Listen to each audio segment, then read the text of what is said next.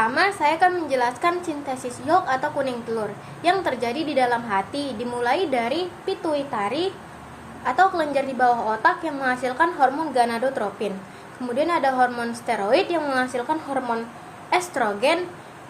Lalu hormon estrogen ini akan menyuruh hati untuk melakukan sintesis protein di dalam nukleus dengan komponen yolk, asam amino, fosfor, kalsium, dan lipid.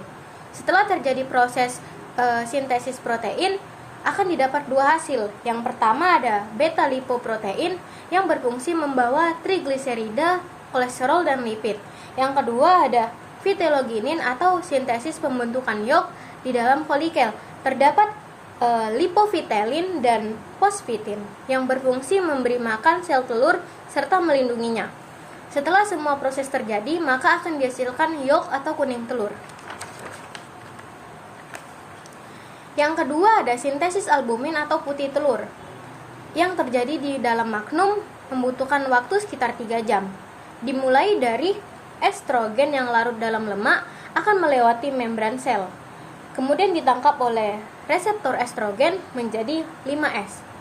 Kemudian 5S akan masuk ke dalam nukleus dan berinteraksi dengan kromosom yang menyebabkan gen tertentu dibentuk menjadi mRNA. Setelah mRNA terbentuk, akan keluar dari nukleus menuju ribosom untuk disintesis menjadi protein yang lebih spesifik, yaitu albumin dan asam amino. Setelah semua proses terjadi, maka akan dihasilkan albumin atau putih telur.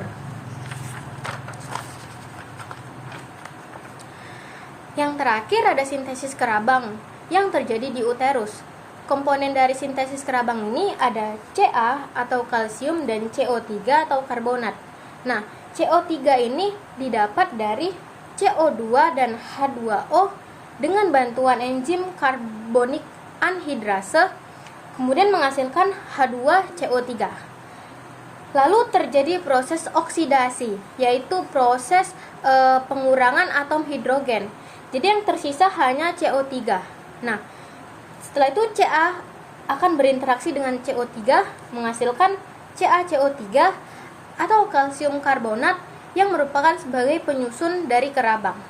Demikian penjelasan dari saya. Bila ada kesalahan kata, saya mohon maaf.